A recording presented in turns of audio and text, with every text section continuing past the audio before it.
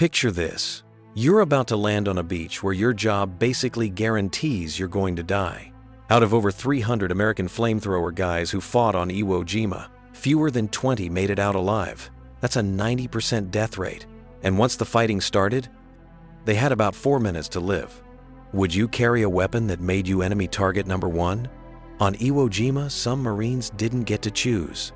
And what you're about to hear shows why the flamethrower was both the most feared weapon in the Pacific War and the absolute worst job you could possibly get.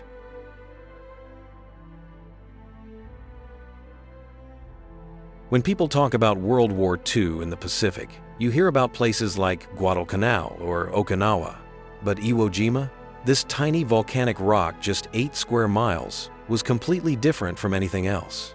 So why did this little island matter so much? Here's the thing. By 1945, American B-29 bombers were flying from bases way out in the Mariana Islands to bomb Japan. But every single flight had to go right over Iwo Jima. The Japanese had radar and fighter planes there that could spot them coming and shoot them down. Now flip it around. If America could take Iwo Jima, suddenly it becomes this perfect forward base. Fighter escorts, emergency landing strips, shorter bombing runs with bigger bombs. To the Americans, this wasn't just some random island. It was their highway to Tokyo. The Japanese knew this too, and they weren't fooling themselves. They knew an American invasion was coming. But here's where it gets interesting. Instead of the usual strategy where Japanese defenders got wiped out on the beaches by American ships and planes, Iwo Jima was going to be different. General Kuribayashi, this guy who knew he couldn't win and probably wouldn't survive, decided his men would fight from underground. His goal wasn't to win. It was to make the Americans pay in blood for every single inch. The longer Iwo Jima held out, the more time Japan had to get ready for an invasion of their homeland. American intelligence thought maybe 13,000 Japanese soldiers were on the island. In reality, over 21,000, and almost all of them were hiding underground. They had dug more than 11 miles of tunnels through the volcanic rock, connecting bunkers, gun positions, and supply areas.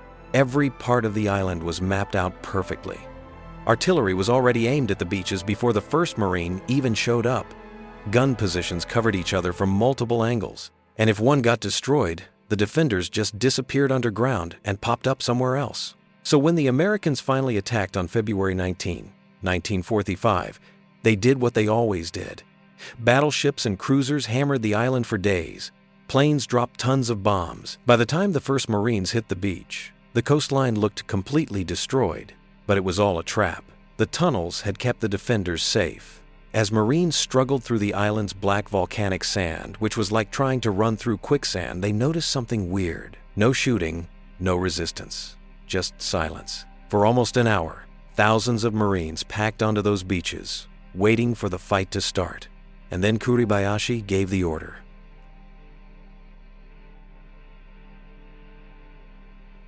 In 1 second, everything exploded.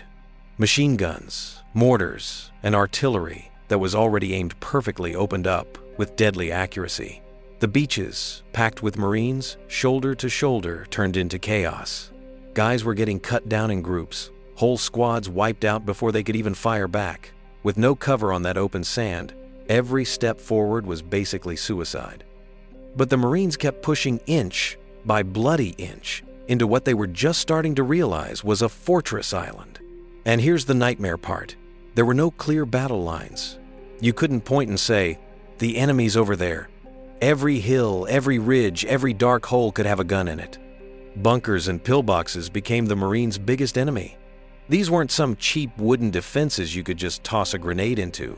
We're talking hardened concrete fortresses with tiny gun slits built in zigzag shapes so explosions couldn't reach the guys inside.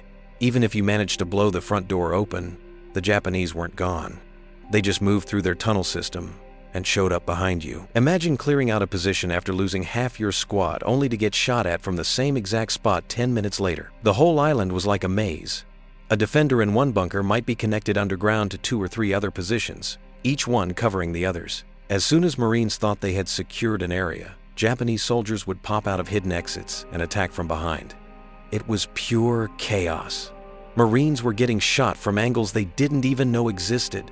Grenades and explosives helped, but they weren't enough. A lot of these bunkers were just too tough to crack. That's when the weapon nobody wanted but everybody needed came into play: the flamethrower. This wasn't some movie special effect. The flamethrower was a scary, short-range, heavy, and dangerous tool. But on Iwo Jima, it was often the only thing that could flush defenders out of their underground fortresses.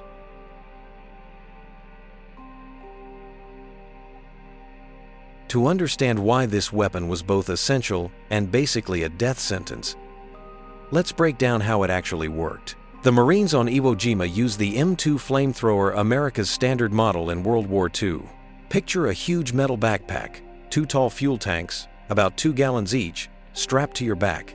Between them was a smaller tank of compressed nitrogen that pushed the fuel out when you pulled the trigger. A long hose went to a wand with an ignition system at the tip. When you fired, the nitrogen blasted thickened gasoline through the nozzle, and the igniter turned it into a roaring stream of fire. On a good day, you could reach maybe 40 yards, about 65 feet if everything went perfectly. But here's the catch. You only had about 7 seconds of fuel total. 7 seconds. That's it. You had to use short bursts, maybe a second or two at a time. After that, you had to run back, get new tanks, and try again. And those 7 seconds made you target number 1 on the entire battlefield. The moment a stream of fire shot across the field, every Japanese gun turned toward you. Marines with flamethrowers weren't just soldiers, they were walking bullseyes. The weapon itself weighed almost 70 pounds when loaded. Try crawling through volcanic ash with that on your back under machine gun fire, while everyone's specifically trying to kill you. It wasn't just exhausting, it was almost impossible to survive. And the dangers didn't stop there. A sudden wind could blow the flames back at you. A broken igniter could turn your weapon into a bomb.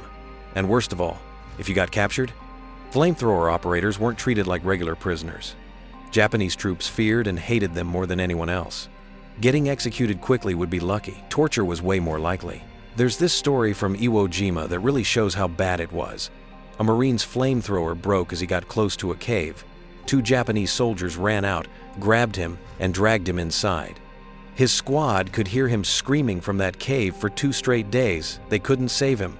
Couldn't even put him out of his misery. That was what these guys faced every day. Even when the weapon worked perfectly, it was horrible.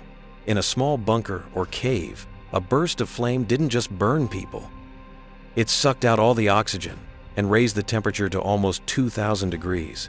Even if defenders weren't hit directly, they died from suffocation or heat shock in seconds. Some operators used something called a wet burst. They'd spray raw fuel without lighting it, soaking everything. Then they'd follow with a lit burst, igniting it all at once. It worked better, but it was unimaginably brutal. For the guys carrying flamethrowers, this wasn't just combat. It was personal, up close, and something they'd never forget. And it left scars that many carried for the rest of their lives.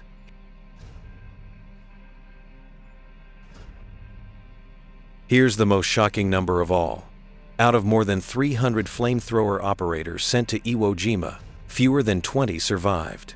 That's over a 90% casualty rate. Think about that for a second. If you got assigned to carry a flamethrower, your chances of making it home were basically zero.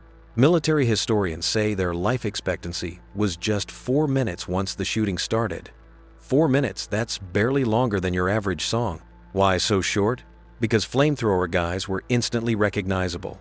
The huge tanks, the nozzle, the obvious stream of fire. Once you pulled that trigger, you basically painted a target on yourself. Every Japanese rifle, machine gun, and mortar would turn toward you. And unlike a regular rifleman who could blend in with his squad, a flamethrower operator couldn't hide. The weapon was too big, too loud, and too obvious. On top of that, Japanese soldiers hated flamethrower troops with a special kind of rage. Think about it. A bullet or artillery shell was brutal, but at least it was quick. The flamethrower wasn't just deadly, it was terrifying and agonizing to face.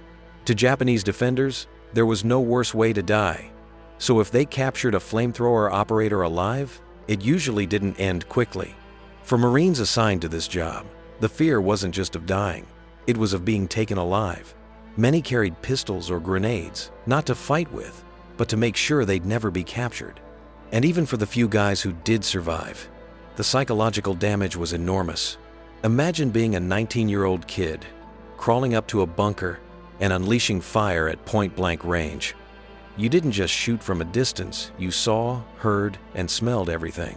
Veterans who carried flamethrowers often said those memories never went away. So why keep using such a horrible suicidal weapon? Because it worked. On Iwo Jima, flamethrowers were often the only way to clear bunkers and tunnels that nothing else could touch. Without them, the Marines might have been stuck on those beaches forever. But the price of that effectiveness was paid in blood by guys strapped to 70 pounds of gasoline, walking straight into enemy crosshairs.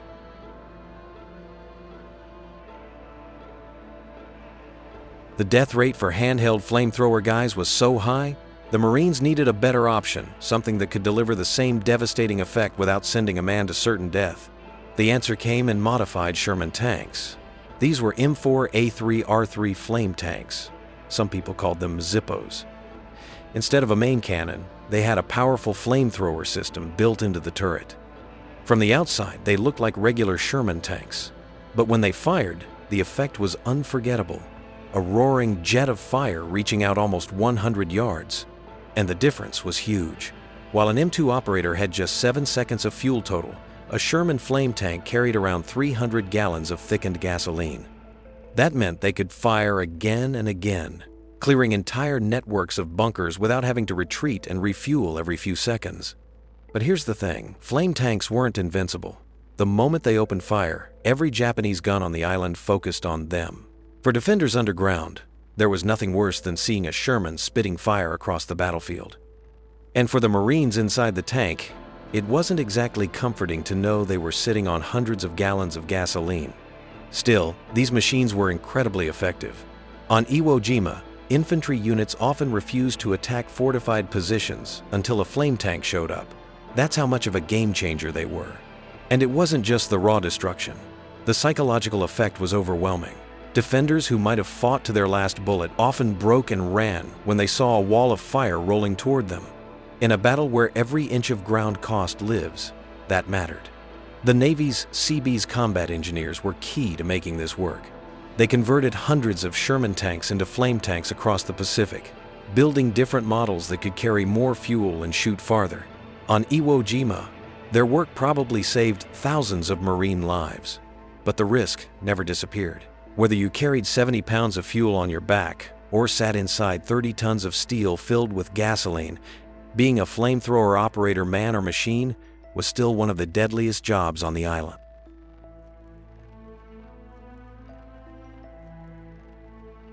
By the time Iwo Jima was declared secure, the numbers told a story of total devastation. The United States lost over 26,000 casualties, almost 7,000 killed and 20,000 wounded. For the Japanese defenders, the outcome was near total annihilation. About 21,000 soldiers went in, and only a few hundred were taken alive. In all that loss, the flamethrower had played a crucial role. It was the one tool that could reach into tunnels, caves, and bunkers and make them unlivable. Without it, and later, without flame tanks, the Marines might have been stuck on those beaches way longer, with even more casualties. But the price was unbearable. A 90% death rate among flamethrower operators. A life expectancy measured in minutes. And for the few who survived, a lifetime of memories no one should have to carry. After the war, the flamethrower kept being used in Korea and even Vietnam.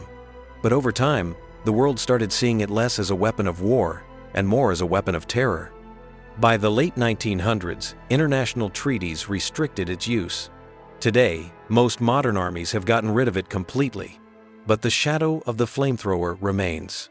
It's remembered as both a lifesaver and a nightmare, an invention that, in places like Iwo Jima, might have saved thousands of lives, but destroyed the men who had to use it. So here's the question I'll leave you with. Was it worth it? Was saving the many worth the near certain death of the few? On Iwo Jima, that wasn't just a theoretical question, it was answered in blood. If you want to hear more stories about the weapons and battles that shaped history, make sure to subscribe, drop a comment about what you want to see next, and stick around.